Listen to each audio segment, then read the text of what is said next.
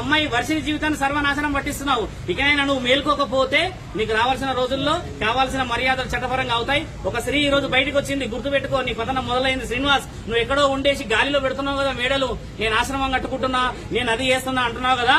శివరుద్ర సాధువు నేను మాటిస్తున్నా, ఆశ్రమం నువ్వు ఎలా కడతావో నేను చూస్తా. ధర్మం అనేది ఇంకా బతికి ఉన్నది కదా. సాధు సంతులందరినీ ఏకం చేసి నీ పతనం పట్టకపోతే నా పేరు శివరుద్ర సాధువు కాదు.